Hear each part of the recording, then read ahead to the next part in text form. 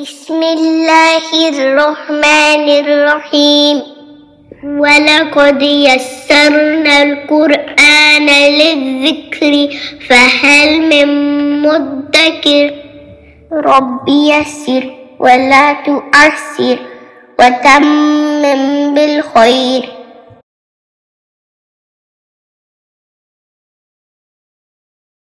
इस लेसन में आप लोग मद के बारे में सीखेंगे।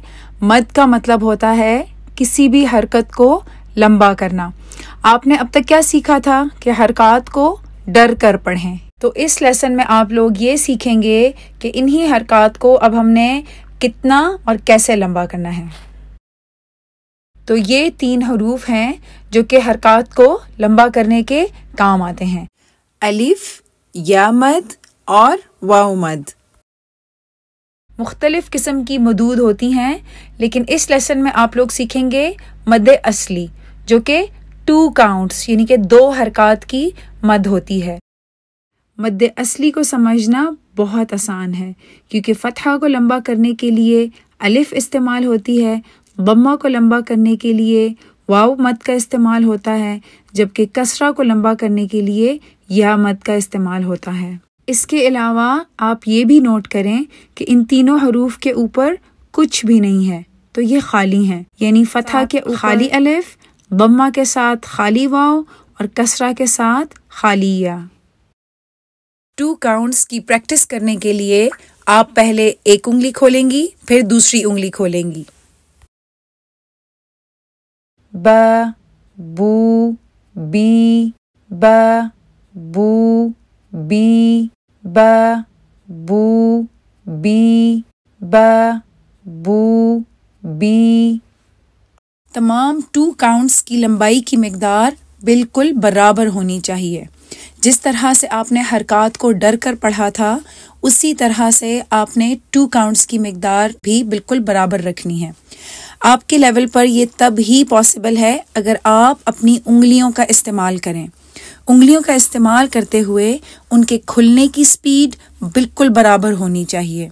ये ना हो कि कभी तो उंगलियां बहुत जल्दी जल्दी खोलें या फिर बहुत आहिस्ता खोलें, वरना आपकी कुछ 2 काउंट्स लंबी हो जाया करेंगी और कुछ छोटी हो जाया करेंगी। तो उंगलियों का भी इस्तेमाल करें और उंगलियों के खुलने और बंद होने की स्पीड भी बराबर रखनी है। पेज नंबर 15 से लेकर पेज नंबर 20 तक आपने हर जगह पर 2 काउंट्स के लिए अपनी दोनों उंगलियों का इस्तेमाल करना है। इसके अलावा टीचर को सुनाने के लिए भी जहां पर भी 2 काउंट्स आए वहां पर आपने अपनी उंगलियों का इस्तेमाल करके ही सुनाना है। एक दफा जब आपको आदत हो जाएगी, फिर आपको अपनी उंगलियां इस्तेमाल करने की जरूरत नहीं पड़ेगी। इस लेसन की प्रैक्टिस करते हुए आपको किसी किस्म का कोई मसला नहीं होगा, बल्कि ये आपको बहुत आसान लगेगा अगर आपने फतहा, कसरा और दम्मा की एक्सरसाइज में अल्फाज की बहुत अच्छे से प्रैक्टिस की हुई थी। आपके साथ जो YouTube पर 1 मिनट की प्रैक्टिस वीडियो शेयर हुई है, उसके साथ आपने अच्छी तरह प्रैक्टिस करनी है और आपको इस बात की श्योरिटी हो जाए कि अब आप 2 काउंट्स को बहुत अच्छे से कर पा रही हैं। उसके बाद आपने अपनी उंगलियों को ही इस्तेमाल करते हुए पेज नंबर 15 की यानी कि अलिफ मद की प्रैक्टिस करनी है। उसके ऊपर जब आपको अच्छी तरह प्रैक्टिस हो जाए, फिर आपने पेज नंबर 16 पर जहाँ पर अलिफ मद की एक्सरसाइज है, वहाँ पर अपनी उंगलियों का इस्तेमाल करके आपने अल्फाज की प्रैक्टिस करनी है। और फिर यही सारा प्रोसेस आपने या मद के साथ और वाव मद के साथ भी करना है।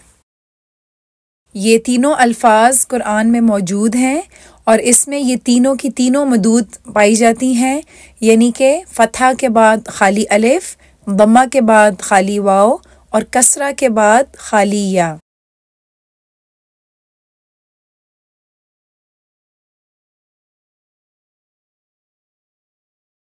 इस पेज में अगर आप पहली लाइन को देखें तो इसमें तमाम हरूफ सिर्फ फतहा के साथ हैं, जबकि दूसरी लाइन में इन्हीं हरूफ के साथ अलिफ भी शामिल है।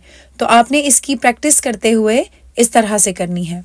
ब, त, फ। इस पेज की तैयारी करने से पहले आपने पेंसिल लेके हर लफ्ज के ऊपर इस तरह से लिखना है। आपने सबसे पहले पहला वर्ड देखा। अब पूरे पेज की इकट्ठे पेंसिल से फिलिंग नहीं करनी है। जैसे जैसे एक एक वर्ड की आप प्रैक्टिस करते जाएंगे, साथ साथ आपने उसको लिखते जाना है। तो एक वर्ड पर पेंसिल से लिखा, उसके बाद उसकी प्रैक्टिस की, फिर अगले वर्ड पे गए, फिर उसके ऊपर पेंसिल से लिखा, फिर उसकी प्रैक्टिस की। अब लिखना क्या है, अगर उसके अंदर कोई भी मुफख्खम हर्फ कहीं पे भी आ रहा है, उस हर्फ के ऊपर आप लोगों ने लिख देना है एच, ताकि पढ़ते हुए आप लोगों को अंदाज़ा हो कि ये हैवी लेटर है। उसके बाद आपने देखना है कि कौन सा हर्फ है जो कि 2 काउंट्स है, तो उधर आपने लिखना है 2C। अब इन स्टेप्स को आप अपनाएंगे, उसके बाद आपने उस वर्ड की तैयारी करनी है, प्रैक्टिस करनी है, और उसके बाद जो है फिर आपने अगले वर्ड पे जाके फिर उसको लिखना है, फिर उसकी प्रैक्टिस करनी है। इसी तरह तीसरे, चौथे और सब वर्ड्स के साथ आपने करना है। 2C का मतलब 2 काउंट्स, H का मतलब हैवी लेटर और L का मतलब है लाइट लेटर।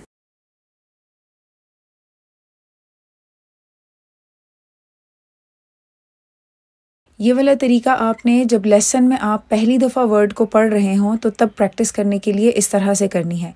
सबसे पहले पेंसिल से आपने उसके ऊपर लिखना है, कहीं पे अगर हैवी लेटर हो या उसके अंदर 2 काउंट्स हों, और उसके बाद आपने इसको इस तरह से तोड़ तोड़ के, जोड़ जोड़ के पढ़ना है।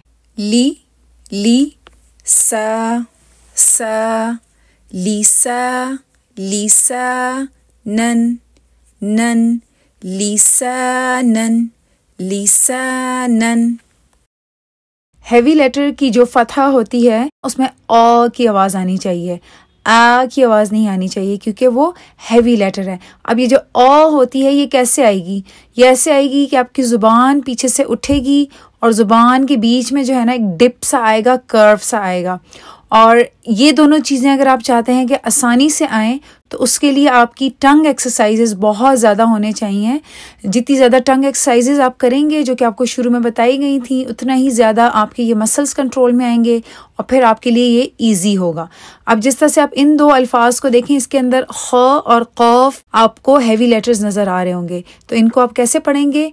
यख़ाफ़ु। तो देखें, हम इसको यखा नहीं पढ़ेंगे, यख़ाफ़ु, यख़ाफ़ु। इसी तरह युक़ालु, और आपने इन हरूफ में अ की आवाज़ लाने के लिए होंठों को गोल नहीं करना। कसरा के लिए आपने बहुत ज़्यादा इस बात का ख्याल रखना है कि उसमें ई की आवाज़ होनी चाहिए। जिस तरह लिसानन, दाफ़िक़िन, इसको अक्सर लोग पढ़ते हैं दाफ़िक़िन, तो इसको अपने फ़ी और क़ी इस तरह करके आपने इसको अदा करना है, दाफ़िक़िन, दाफ़िक़िन। फिर इसी तरह जो सौद है वो अगर आप देखें तो हैवी लेटर है, उसके लिए ज़रूरी है कि आपकी अपनी ज़ुबान पे कंट्रोल हो, ताकि आप हैवी लेटर को बग़ैर होंठों का इस्तेमाल किए उसको अदा कर सकें। लेकिन इसको जब आप अदा करें तो उसमें भी ई ही की आवाज़ होनी चाहिए, ए की आवाज़ नहीं होनी चाहिए। जैसा नास्वे नहीं पढ़ेंगे, नासिरिन, नासिरिन।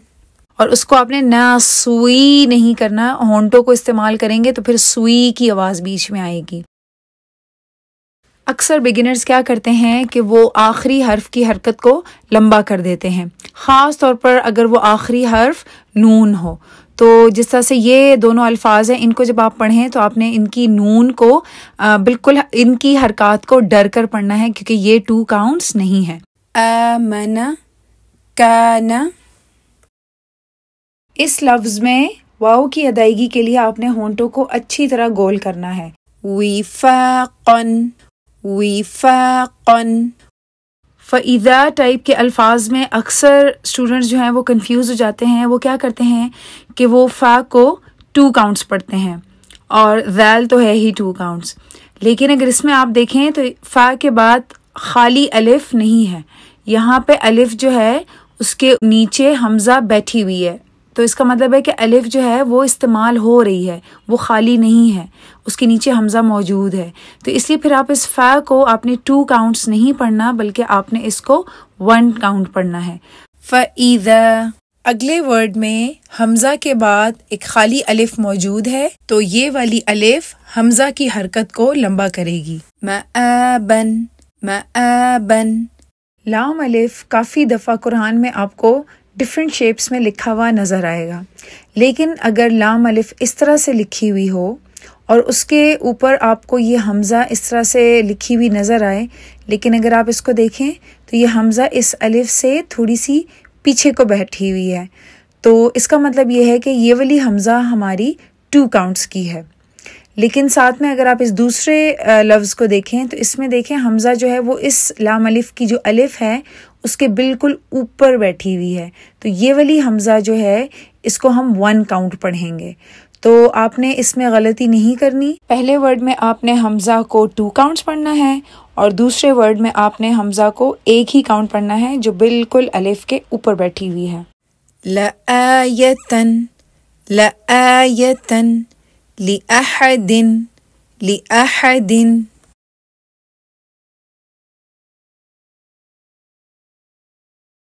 इसमें आपने अपनी उंगलियों की मदद से 1 काउंट और 2 काउंट्स की अच्छी तरह से प्रैक्टिस करनी है।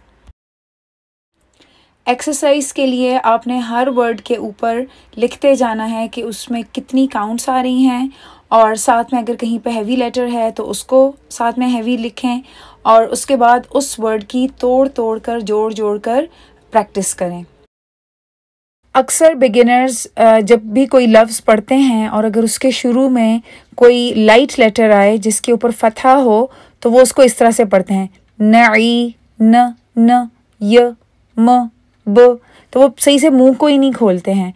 तो आपने उसको ना आधी अधूरी हरकत नहीं पढ़नी, बल्कि हरकत को सही तरीके से जो उसका 1 काउंट है उतना पढ़ना है कि वो लंबी भी ना हो बिल्कुल भी, लेकिन वो बहुत ज़्यादा छोटी सी भी ना हो कि आपका मुंह ही ना खुले और वो आप उसको ठीक से अदा ना करें। तो आपने उसको बिल्कुल ठीक से उसकी जो है ना हरकत को आपने कंट्रोल करके पढ़ना है। नईमिन नईमिन यतीमन यतीमन मजीदुन मजीदुन बसीरन बसीरन। इस तरह के वर्ड्स जिनमें आगे पीछे 2-2 काउंट्स होती हैं उनमें अक्सर बिगिनर्स गड़बड़ कर जाते हैं।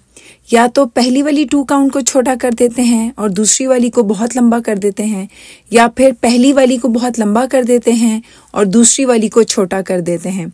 और ख़ास तौर पर जब आखिर में नून फतहा हो तो वो तो उनसे लंबी हो ही जाती है।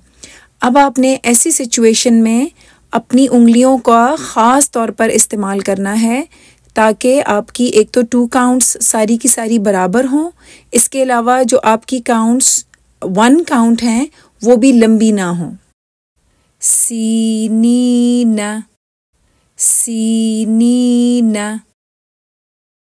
अक्सर स्टूडेंट्स हैवी लेटर्स को रवानी में हैवी करना भूल जाते हैं, तो वो इसको क़ की जगह क़ पढ़ते हैं, वो कहते हैं क़ क़री। सो आपने इस बात का ख्याल रखना है कि हैवी लेटर को हैवी ही पढ़ना है। क़रीबन क़रीबन। इस वर्ड में भी आपकी 2 काउंट सारी बराबर लंबी होनी चाहिए, तो इसके ऊपर भी पेंसिल से लिख लें।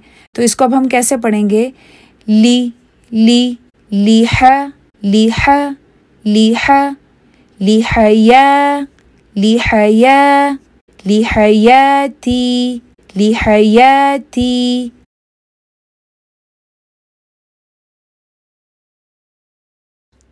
तो इस पेज की भी तैयारी आपने उसी तरह से करनी है कि पहले आपने येलो वाला हर्फ पढ़ा, उसके बाद आपने उसके साथ उसका 2 काउंट्स का हर्फ है उसको पढ़ा। सो ये हो गया आपका बू बू, तू तू, सू सू, और इस तरह करके आपने पूरा पेज मुकम्मल कर लेना है।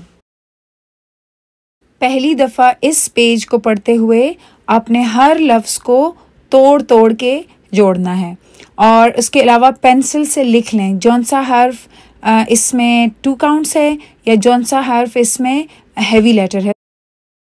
इस वर्ड को पढ़ते हुए लोग बहुत कॉमनली एक मिस्टेक करते हैं, और वो ये करते हैं कि वो हमज़ा और आइन को यूँ इकट्ठा करके पढ़ते हैं। वो पढ़ते हैं आऊ आऊ।